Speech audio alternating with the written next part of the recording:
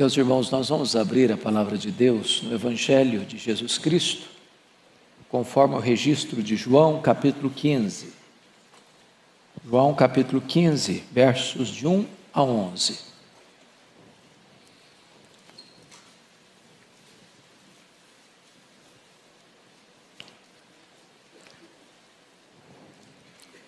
João 15, de 1 a 11. Jesus disse assim: Eu sou a videira verdadeira e meu Pai é o agricultor. Todo ramo que estando em mim não der fruto, Ele o corta. E todo o que dá fruto, limpa para que produza mais fruto ainda. Vós já estáis limpos pela palavra que vos tenho falado. Permanecei em mim e eu permanecerei em vós. Como não pode o ramo produzir fruto de si mesmo, se não permanecer na videira, assim nem vós o podeis dar, se não permanecerdes em mim. Eu sou a videira, vós os ramos. Quem permanece em mim e eu nele, esse dá muito fruto, porque sem mim nada podeis fazer. Se alguém não permanecer em mim, será lançado fora, à semelhança do ramo, e secará. E o apanham, lançam no fogo, e o queimam. Se permanecerdes em mim e as minhas palavras permanecerem em vós, pedireis o que quiserdes e vos será feito. Nisto é glorificado meu Pai, em que deis muito fruto, e assim vos tornareis meus discípulos. Como o Pai me amou, eu também vos amei. Permanecei no meu amor. Se guardardes os meus mandamentos, permanecereis no meu amor. Assim como também eu tenho guardado os mandamentos de meu Pai, e no seu amor permaneço.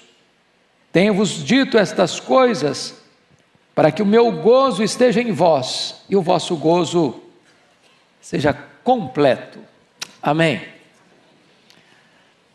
Meus amados irmãos, o profeta Isaías, no capítulo 5 do seu livro, diz que Israel foi a vinha que Deus plantou, limpou, cuidou, colocou muros de proteção, regou e fez tudo quanto um viticultor poderia e precisaria fazer para que ela produzisse, em abundância e com qualidade. A despeito de todo o esforço e empenho e dedicação e zelo dedicado àquela vinha, chamada Israel, ela, em vez de produzir frutos doces, produziu uvas bravas, frutos sem qualquer valor, sem qualquer utilidade. Agora o Senhor Jesus Cristo afirma para nós: eu sou a videira verdadeira e o meu Pai é o agricultor. E Jesus mostra neste cenário que nós somos os ramos, e um ramo de uma videira só tem duas finalidades: ou ele produz fruto, ou ele é destinado para o fogo, ou fruto ou fogo, não tem uma segunda, uma terceira utilidade. Mas o Senhor Jesus, no texto lido, mostrando que Deus espera de nós frutos, vai descrever aqui 4 cenas. E eu peço que você, com a Bíblia aberta comigo, confira. A primeira cena está no verso 2: todo ramo que estando em mim não der fruto. Então há uma ideia aqui de um ramo que não está produzindo fruto nenhum, não dá fruto. Depois, no verso 2, está escrito ainda: todo que dá fruto, limpa. Então, o que não dá fruto, corta. O que dá fruto, limpa. Então, tem ramo que dá fruto. Dá fruto. Terceira cena,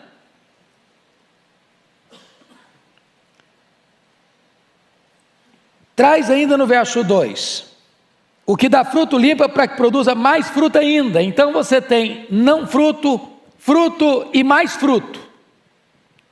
Então quem está produzindo fruto pode produzir mais fruto. Mas olha o verso 5. Eu sou a videira, vós os ramos, quem permanece em mim e eu nele, esse dá muito fruto. Então tem gente que dá fruto, tem gente que pode dar mais fruto, mas tem a possibilidade de produzir muito fruto. E no verso 8, está escrito: nisto é glorificado meu Pai, em que deis muito fruto. Você e eu somos ramo, enxertados na videira. A videira é Cristo. A pergunta é: quem somos nós nesta noite? Esta é uma autoanálise, esta é uma autoinvestigação. Nesse aspecto, como você se classificaria? Nenhum fruto? Fruto? Mais fruto? Ou muito fruto? Então, o Senhor Jesus Cristo vai dizer no capítulo 15, verso 16, algo muito interessante. Eu peço que você leia em voz alta comigo esse versículo. Vamos juntos? Não fostes vós que me escolhestes a mim. Pelo contrário, eu vos escolhi a vós outros, e vos designei para que vades e deis fruto, e o vosso fruto permaneça, a fim de que tudo quanto pedirdes ao Pai em meu nome, Ele vos conceda. Então, quando o Pai escolheu a você e a mim, Ele nos escolheu e Ele nos designou. É um chamado e um envio. E nesse envio, o que Ele espera de você e de mim é darmos frutos. Ele nos escolheu para isso. Então, se assim como Israel foi plantado como vinha e havia uma expectativa de uvas boas e não de uvas más, bravas, Deus espera de você e de mim, já que Ele nos escolheu e nos enviou para isso, que você e eu possamos produzir frutos. Dito isto, à guisa de introdução, vamos à análise do texto. Primeiramente vamos pegar esta imagem, ou esta ideia do verso 2. Todo ramo que estando em mim não der fruto. O que significa isso? Bom, esse versículo foi interpretado de três maneiras. Primeiro, Jesus estaria se referindo aqui apenas a um crente nominal. Aquele crente que é crente de nome, de rótulo, que é membro da igreja, que foi batizado, que está matriculado na escola dominical, que talvez até exerce algum cargo na igreja, mas ele não nasceu de novo. Ele nunca experimentou o toque regenerador do Espírito Santo. A união dele com Cristo é apenas formal e nominal. Ele só tem nome que vive, mas está morto. Pois onde não há fruto não tem vida. Essa é a primeira interpretação. A segunda interpretação desse texto é que o que não dá fruto corta. É como se uma pessoa fosse salva e agora, já que não deu fruto, corta e perdeu a salvação. Bom, nós não subscrevemos essa teologia, esse entendimento de que salvação possa se receber e se perder. Você possa estar salvo de manhã e perdido de noite. Então nós achamos que esta proposta ela está descartada. A grande pergunta no texto é: o que significa isso? E talvez a melhor forma de interpretar o versículo 2 é pegar a palavrinha que está aí: todo ramo que estando em mim não der fruto, ele o corta. O corta, essa palavra corta, na língua grega, ela é muito curiosa, porque penso ser ela a chave hermenêutica para entender o texto. A palavra grega aqui é a palavra airó. E esta palavra nas vezes que aparece, ela não significa passar a tesoura e cortar e seccionar. Esta palavra, ela aparece em outros textos, como lá em Mateus 14, para recolher os pães que sobraram na multiplicação. Foi levantar e recolher os cestos. Jesus não queria desperdício. A palavra ali, recolher, é airô. Esta palavra foi usada, por exemplo, para carregar a cruz. Quando Simão carregou a cruz, ali não é cortar, é levantar, é carregar. Essa é a mesma palavra que aparece em João 1:29. Eis o Cordeiro de Deus que tira o pecado do mundo. Então, o que na verdade Jesus está querendo dizer com esta expressão? Do verso 2: todo ramo que estando em mim não der fruto, ele o corta. Bom, então vem a terceira interpretação, e eu estou inclinado a pensar que ela é a melhor proposta hermenêutica para entendermos esse versículo. A ideia aqui é a ideia de levantar. O ramo da videira, ele tem a tendência de crescer e rastejar, ele ir para baixo, e se ele rastejar, ele vai ficar coberto de poeira. Se houver chuva, ele vai ficar coberto de lama, e tanto coberto de poeira quanto coberto de lama, ele não vai produzir. Qual é o papel do viticultor? Qual é o papel daquele que está cuidando desta vinha? Jesus diz: eu sou a vinha verdadeira, sou a videira verdadeira, meu pai é o agricultor. Todo ramo que estando em mim não der fruto, corta. A ideia, portanto, aqui é a ideia de um ramo que caiu, que está sujo, que está enlameado, que precisa ser levantado, amarrado, juntado aos outros ramos, para que ele produza.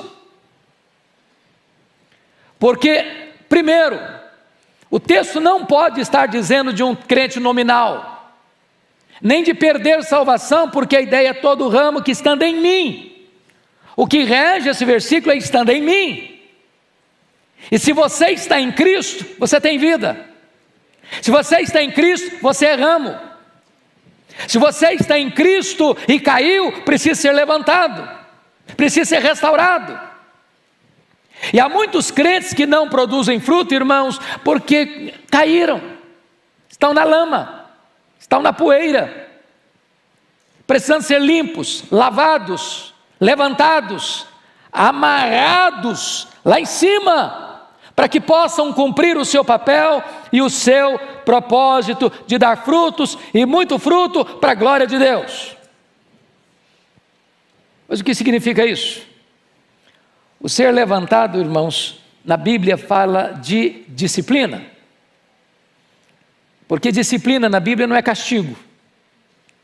Disciplina na Bíblia não é quem errou, você dá um chute nele e joga para fora. Um viticultor nunca corta e joga fora um ramo, não. O ramo é útil, ele é importante, é ele quem vai produzir fruto. A vinha foi plantada com esse propósito, de produzir fruto. Então o que ele faz?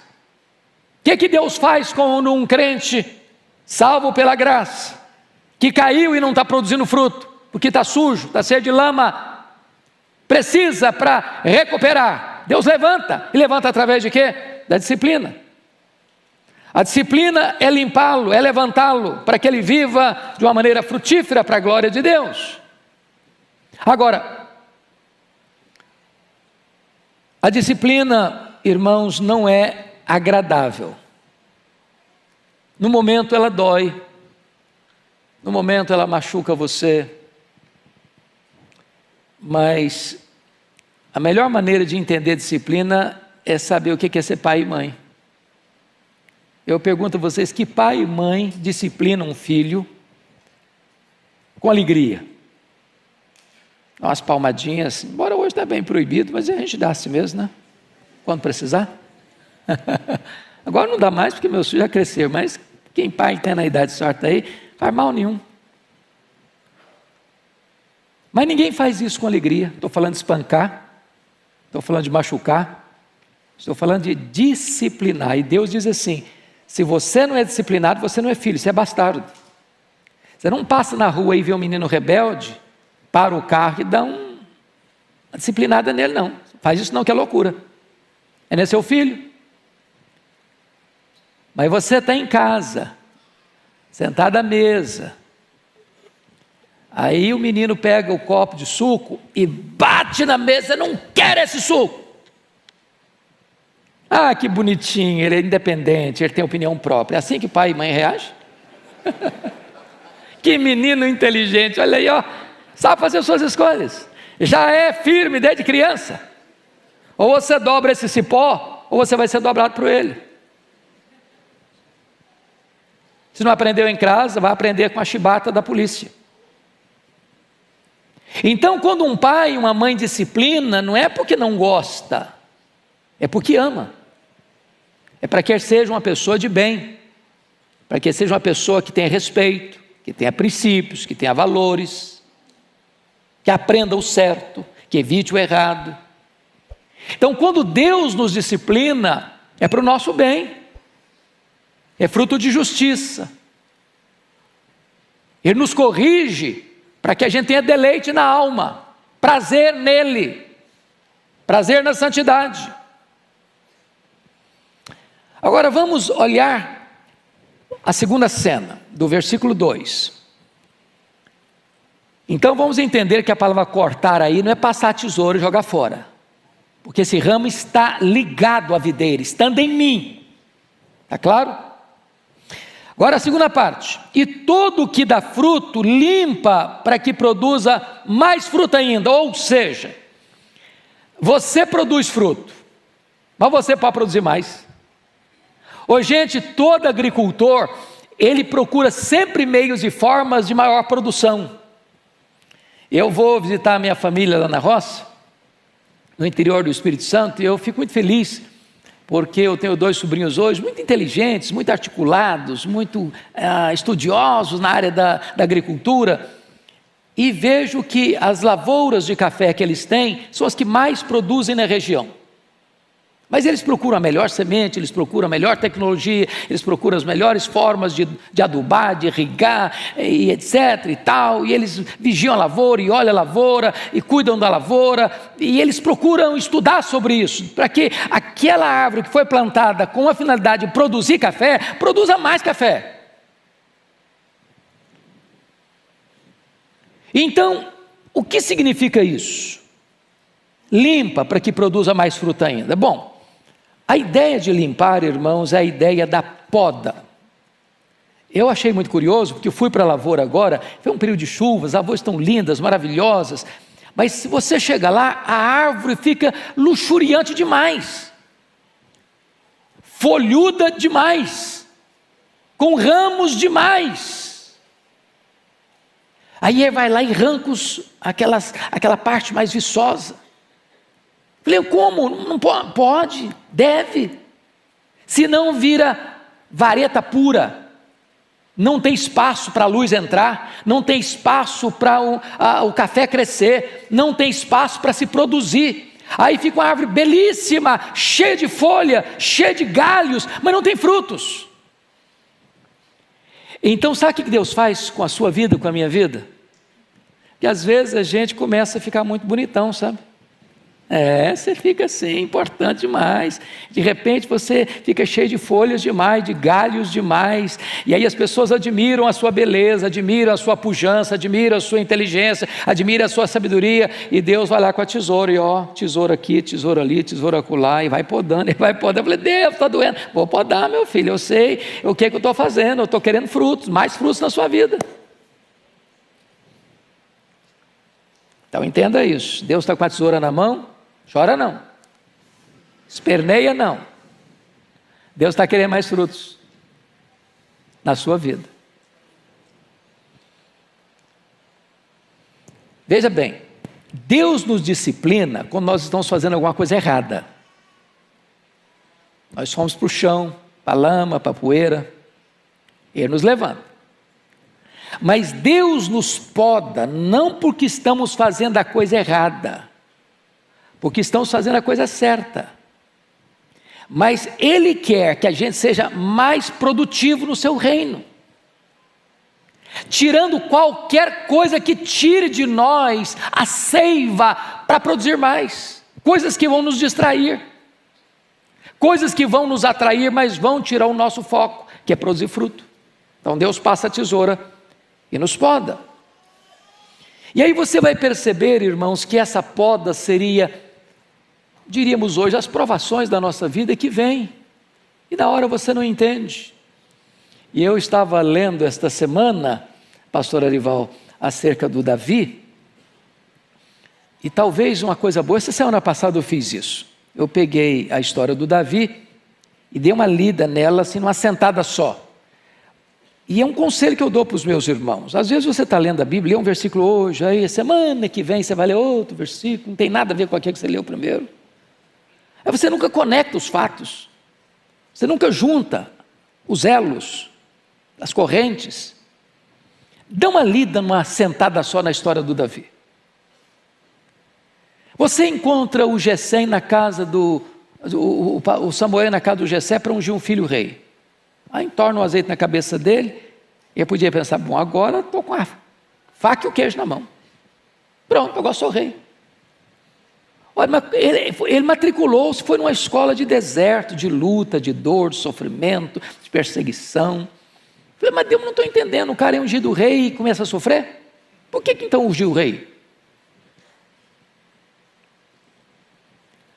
Mas se Davi não tivesse as lutas que teve, as provas que teve, as dores que teve, as perseguições que teve, os enfrentamentos que teve, ele não seria o Davi. Você e eu não teríamos os salmos que nos encantam até hoje. Ele não teria sido a bênção que ele é para o mundo ainda hoje.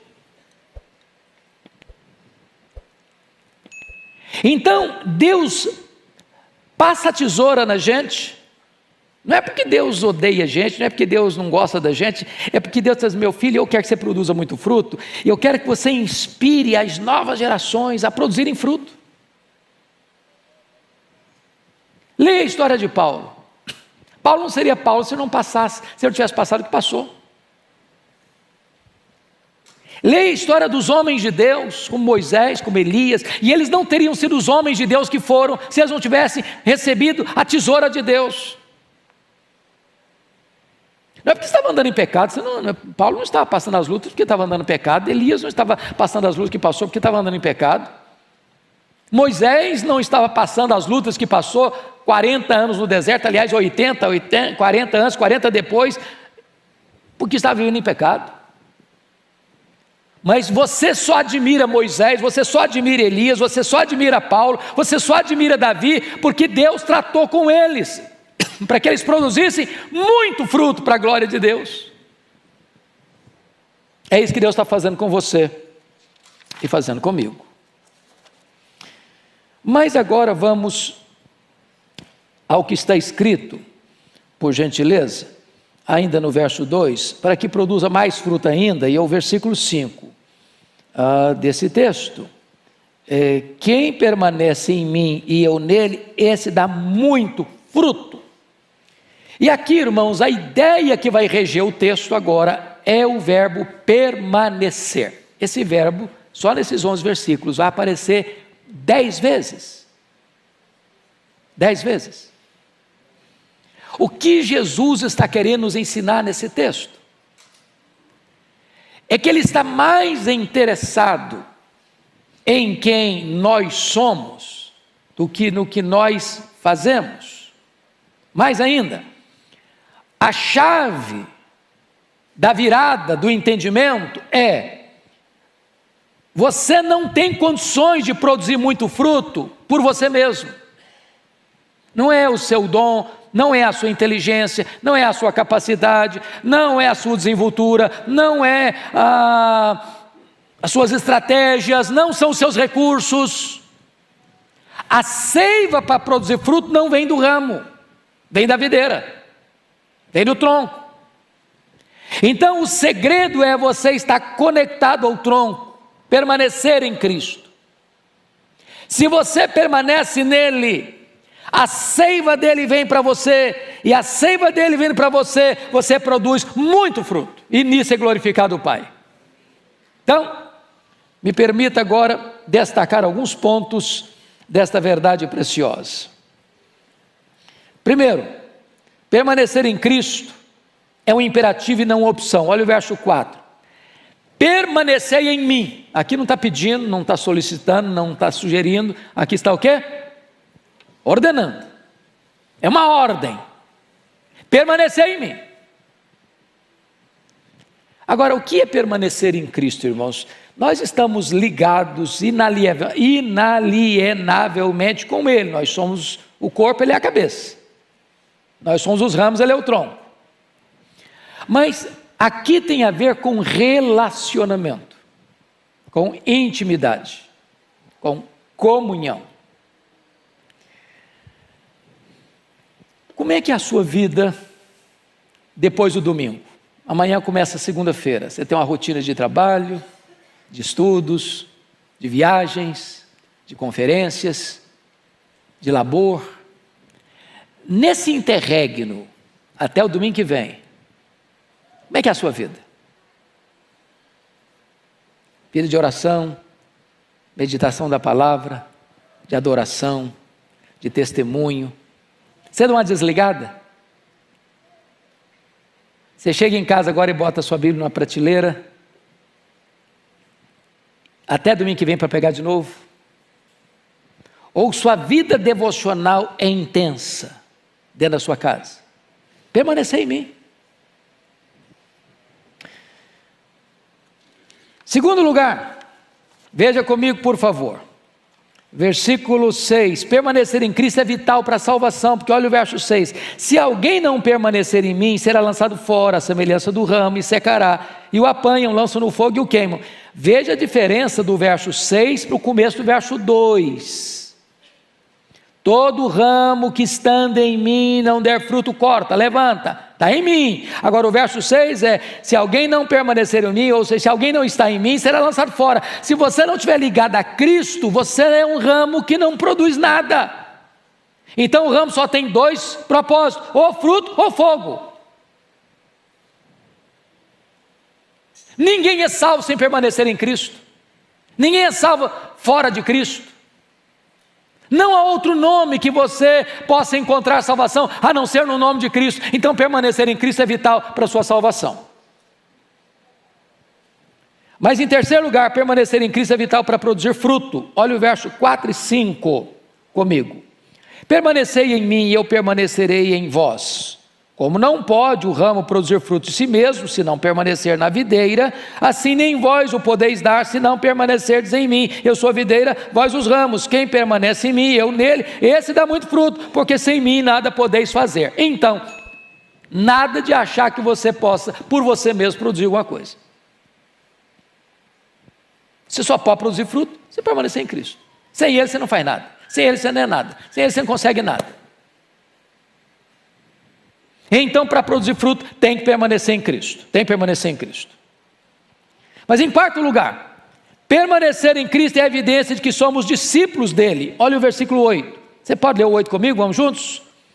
Nisto é glorificado meu Pai, em que deis muito fruto, e assim vos tornareis meus discípulos. Então eu pergunto a você, você é um discípulo de Jesus?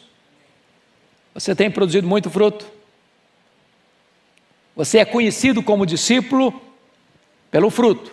Nisso conhecerão todos que sois meus discípulos, se tiverdes amor uns pelos outros, e amor é fruto do Espírito. Mas ainda, vejam vocês, versículo 9, por favor. Como o Pai me amou, também eu vos amei, permanecei no meu amor. Não pode você permanecer no amor de Deus se você não estiver ligado a Cristo. Se você não estiver ligado à videira, você não demonstra o amor de Deus, você não se sente amado por Deus, você não se torna instrumento e canal do amor de Deus para outras pessoas. Mas ainda, versículos 7 e 8, você tem resposta às suas orações. Leia o versículo 7 comigo, por favor. Vamos lá? Se permanecerdes em mim, e as minhas palavras permanecerem em vós, pedireis o que quiserdes, vos será feito. Então, comunhão com Cristo é a base, é o alicerce da sua vitória em oração. Preste bem atenção nisso. Às vezes as pessoas, eu oro, mas eu sinto que a minha oração nem passa do teto. Eu oro, mas eu não vejo resposta. Eu oro, mas também não vejo resultado. Eu oro, mas também não vejo nenhuma evidência de que Deus está me ouvindo. A pergunta é, você tem permanecido nele? A palavra de Deus tem permanecido em você? Você tem intimidade com Ele? Você tem comunhão com Ele? Você vive na presença dEle? Permanecer em Cristo é a evidência de que você tem uma vida de oração bem sucedida. Mas tem mais. Olha comigo, por favor, o versículo 10. Versículo 10. Se guardardes os meus mandamentos, permanecereis no meu amor, assim como também eu tenho guardado os mandamentos de meu Pai, e no seu amor eu permaneço. Permanecer em Cristo é impossível sem obediência a Ele. Ou seja, não é apenas, eu estou falando daquela união mística que aconteceu quando você creu, você foi batizado no corpo de Cristo pelo Espírito Santo, e essa ligação é a ligação da cabeça com o corpo, do tronco com os ramos, mas é permanecer continuamente, é todo dia, é a intimidade. É exatamente isso que está escrito aqui, no versículo 10, se guardardes os meus mandamentos, permanecereis no meu amor. É relacionamento. Relacionamento. Mas me permita concluir. Permanecer em Cristo, amados irmãos, é o caminho da própria alegria, porque é isso que está no versículo 11. Você pode ler o 11 comigo? Vamos juntos? Tenho-vos dito estas coisas, para que o meu gozo esteja em vós, o vosso gozo seja completo. Então, note você que esta é uma outra marca de um cristão, uma alegria. Você é uma pessoa alegre? Eu não perguntei se você está alegre. Você é uma pessoa alegre? Que estar alegre pode ser circunstancial. Você acabou de ganhar uma promoção, você está alegre. Subir o seu salário, você está alegre. Fez um check-up, está assim, tinindo em tudo, quesito, tirou nota 10 em todos os exames, está alegre. Seu filho passou no Enem em primeiro lugar, segundo lugar, terceiro, passou, você está alegre. Fez aquele concurso de anos, passou, você está alegre. Arrumou uma namorada, aí está muito alegre. Circunstancial. Agora, não é isso que Jesus está tratando, não. Tenho-vos dito essas coisas para que o meu gozo esteja em vós e o vosso gozo seja completo. Está falando isso para quem? Para os apóstolos. Só para os 12. Está falando para a multidão, não. O que eles homens enfrentaram na vida? Foram promovidos? Aplaudidos onde foram? Paulo chegou a dizer, eles se foram considerados escória do mundo. Lixo do mundo, escória de todos.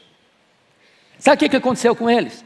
Todos eles foram martirizados, todos eles, exceto João, que foi banido para a ilha de Patmos, uma colônia penal. Mas leia a história deles. Eles não estavam tristes, havia alegria. Alegria. Paulo escreve para Timóteo no corredor da morte, lembrando de Timóteo, o pastor expôs sobre isso, lembrando de Timóteo, dizendo, Timóteo, eu me lembro de você, as minhas lágrimas são tão grandes, me lembro da sua fé sem fingimento que habitou na sua avó, na sua mãe. Isso traz alegria para a minha alma, o cara está morrendo, está no corredor da morte, está feliz. É a alegria de Deus em você, é a alegria do Espírito Santo de Deus em você, é a alegria de você permanecer no amor de Deus. Então eu gostaria de concluir com aquela cena de Jesus, já no final do seu ministério, já na última semana da sua vida, onde ele sobe para Jerusalém na festa da Páscoa, e ele ia de Jerusalém para Betânia, aquele trecho ali que dá uns 10 quilômetros, e de repente, à beira do caminho, tem lá uma figueira, bonita, viçosa, luxuriante, e Jesus está com fome, e ele se aproxima da figueira, abre a folhagem, começa a procurar fruto, ele está com fome, quer comer, não encontrou nenhum fruto. Os estudiosos dizem que na figueira, os frutos vêm primeiro, depois vêm as folhas. Se tem folha, tem fruto. E aí Jesus, não encontrando nenhum fruto na figueira, ele amaldiçoou a figueira. Que me consta um último milagre que Jesus Cristo fez para destruir. Mas a sua figueira, ela secou, da raiz até em cima. E o que Jesus quis nos ensinar com isso? O que quis nos ensinar com isso, irmãos, que nós não podemos fazer propaganda do que não temos. Ele não se agrada de folhas, ele quer frutos. Ele não se contenta com a aparência, ele quer a realidade. Ele não quer apenas propaganda de frutos, ele quer frutos na nossa vida. E a pergunta que eu faço a você hoje é: que tipo de ramo você é da videira verdadeira? Aquele ramo que não está dando fruto porque caiu, está precisando ser levantado? Você é aquele ramo que está produzindo fruto, mas pode produzir mais fruto, e a tesoura de Deus está passando na sua vida? Ou é você daquele tipo de ramo que produz